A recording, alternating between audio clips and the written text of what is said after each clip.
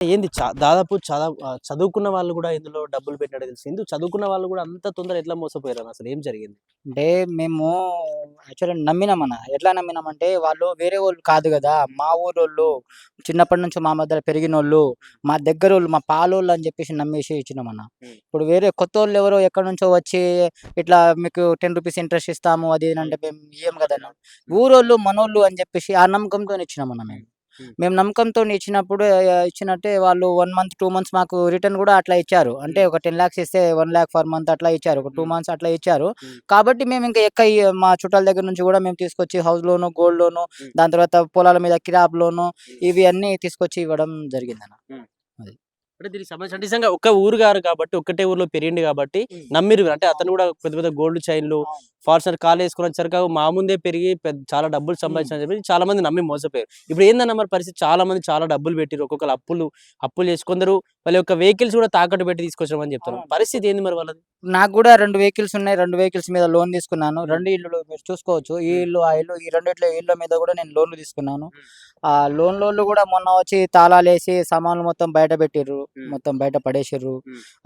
2 vehicles అని చెప్పినా గదా! వెహికల్స్ గూడా శ్రీరామ్ ఫైనాన్స్ వోళ్ళు వెహికల్ గూడా తీసుకొనెళ్ళిపోయారు. హ్మ్. కట్టట్లేదని జెప్పేసి. కట్టట్లేరని వాళ్ళు తీసుకొనెళ్ళిపోయారు మన వెహికల్స్. హ్మ్. అలాగే ఇప్పుడు మేము గోల్డ్ లోన్ అవి మొత్తం అట్లా సీజింగ్‌లో పోయినాయి మొత్తం. హ్మ్. అంటే వాళ్ళు పాట పాడేసిర్రు వాళ్ళు. హ్మ్. దాని తర్వాత మా చుట్టాల దగ్గర నుంచి గూడా నేను దాదాపు 2,82,00,000 ఇచ్చినా అన్న. అబ్బా! హ్మ్. 2,82,00,000 హ్మ్. ఇగో ఈ కనిపించే ఈ మధుకి, హ్మ్. వాని ఏజెంటు, బినామీ అయినటువంటి ఈ రమావత్ రాములు అనేటోనికి ఇచ్చినాను నేను. హ్మ్. హ్మ్. ఇద్దరికి కలిపే ఇచ్చిన. ఇద్దరు. 2,82,00,000 ఇద్దరికి కలిపి ఇచ్చిన. హ్మ్. ఈయన ఇప్పుడు ఔట్ స్టాండింగ్‌లో ఉన్నాడు. హ్మ్. ఈయన ఇప్పుడు జైల్‌లో ఉన్నాడన్న. హ్మ్.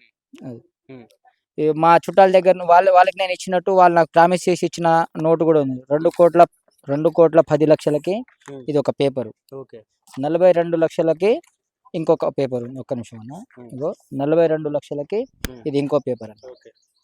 రాయించుకున్నారు. చుట్టాల దగ్గర రాయించుకున్నారు. నుంచి తెచ్చుకున్నారు మీరు. నేను ఎవరి దగ్గర నుంచి ఎంత తెచ్చి అందరూ మా చుట్టాలే అన్న. హ్మ్. అందరూ మా చుట్టాలే. హ్మ్. నేను చిట్టీలు గూడా ఏసిన. 4 చిట్టీలేసిన. ఒక్కొక్క చిట్టి ₹5,00,000 చిట్టీలు హ్మ్. ఒక్కొక్కటి. హ్మ్. 4 చిట్టీలకి ₹20,00,000 తీసుకున్నా. హ్మ్. అలాగే హోమ్ లోన్ అని చెప్పా కదా! హోమ్ లోన్ గూడా హ్మ్. 10,00,000 ఈ ఇంటి మీద ఇంకో 10,00,000 ఆ ఇంటి మీద హ్మ్. ₹20,00,000 హోమ్ లోన్ తీసుకున్నా. హ్మ్. చిట్టి అమౌంట్ ఏమో ₹20,00,000. హ్మ్. నాకు నేను ఈవెంట్ చేస్తానన్న. డీజే మీకు ఐడియా ఉండే ఉంటది. అంటే ఈవెంటు ఆపరేటర్.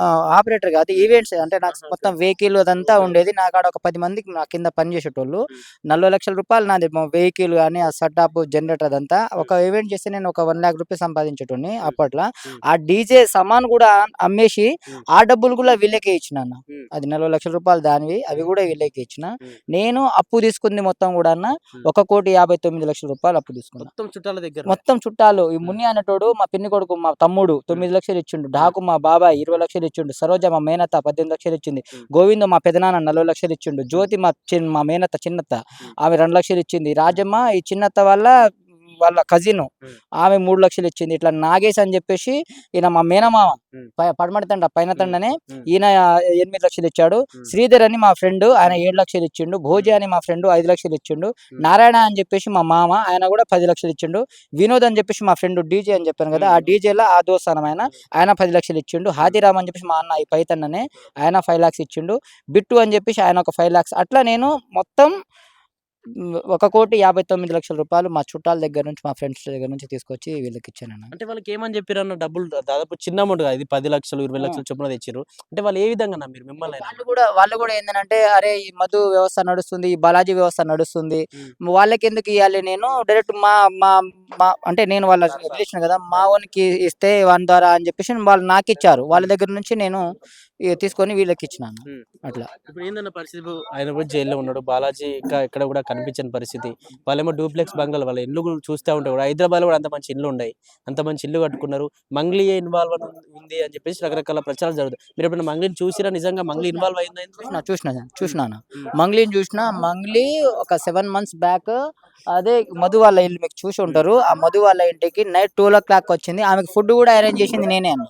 అప్పుడు మధు మాకు 6 o'clock ఈవినింగ్ 6 o'clock ఇట్లా మంగ్లీ వస్తుందంటే ఆమె పెద్ద సెలబ్రిటీ కదా, మన బంజారా బిడ్డ ఒక స్థాయిలో ఉంది, ఆమె మన ఊరికి రావడం ఏందని నేను ఫస్ట్ టైం మాకు డౌట్ ఉండే అడిగితే, అయితే వాళ్ళ చెల్లిని నేను తీసుకుంటున్నా కాబట్టి మన దగ్గరికి వస్తుంది అది ఇది అని చెప్పి వాళ్ళకు వంట ఇట్ట ప్రిపేర్ చేయాలంటే నేనే స్వయంగా మల్లెపల్లి ఇక్కడ నుంచి 22 కిలోమీటర్లు అక్కడికి వెళ్ళి మటన్ తీసుకొచ్చిన. పక్కనే పుట్టంగండి ప్రాజెక్ట్ ఉంటుంది, అక్కడ చెరువులో 5 కిలోల చేపలు కూడా నేనే మొత్తం చేపించి వంట కూడా నేనే చేపించినాను.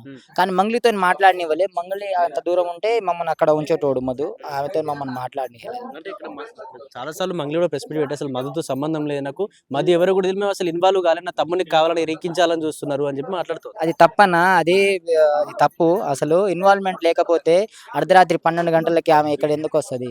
వాళ్ళ తమ్ముడు జీఎన్ఐ ఆఫీసు మల్లెపల్లిలో ఓపెన్ చేస్తే ఆ ఆఫీస్ ఇనాగ్రేషన్ కూడా ఆయన వచ్చిండు.